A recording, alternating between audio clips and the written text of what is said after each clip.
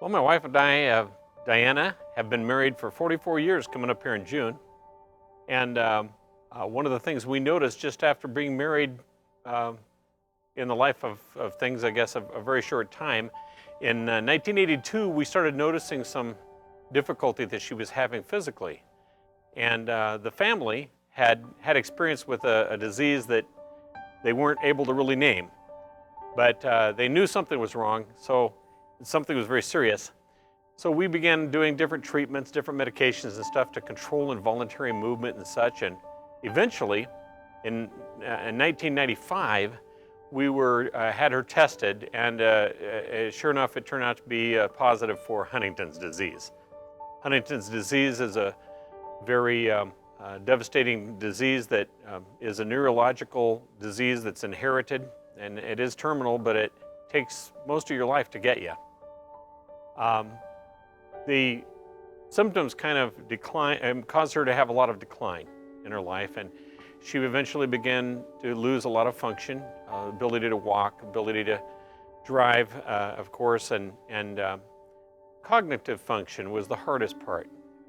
Ability to reason, ability to understand a joke, things like that. So things became harder and harder to the point where now she is completely dependent on others for her care. Everything from bathing and dressing and hygiene through feeding.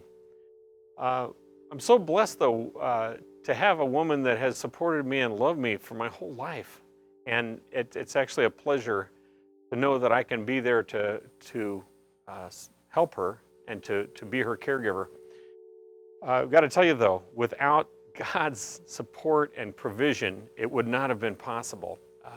The doctors are always amazed. The doctors are always saying they're not aware of someone at Dianna's stage of the disease that's still able to be at home. And I give God the glory for that, because it takes more than what I would be able to muster to be able to do that. This has a tremendous, quite an impact on your life and on your family.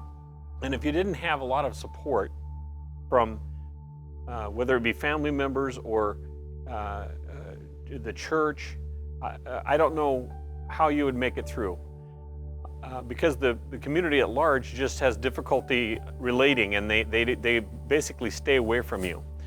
And so it's the reason we ended up moving to Omaha from San Francisco, because we have family here, and our church home has just been fabulous.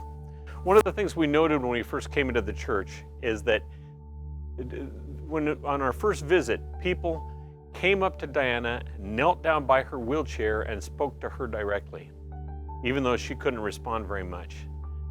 That's very telling. And because of that support, we, on both the family and from the church, it's made it possible to lead what a lot of people would say is really a victorious life.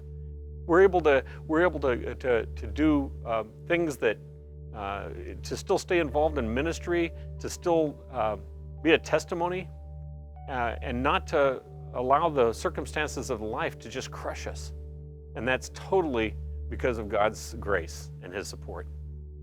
One of the things that was a really important part of Dianna's success, if you can say that, about how she has weathered this devastating disease, is her grace. Her spirit is so strong. She loves the Lord, and she has always wanted to witness and always wanted to be involved in ministries and be a helper. And I remember all the times that she wanted me to take her to malls so that she could go hand out tracts to people. And in fact, she's been thrown out of a few malls by security for handing those tracts out. She always worked so hard to make sure that she could be a blessing to other people. And she counted on the Lord daily, and she spent so much time in prayer. People knew she was a prayer warrior.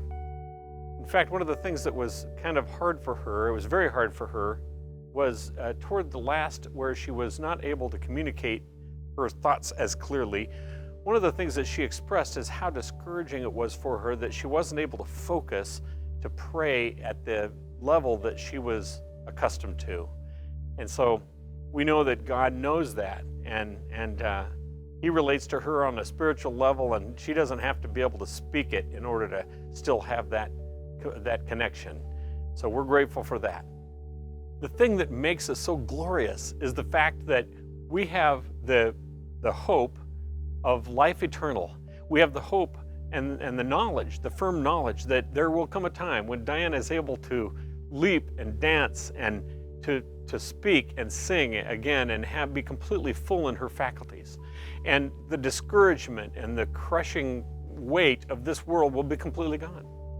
And these aren't just things that you hope for like a myth or a fairy tale. These are fact, these are true, and they're in our future.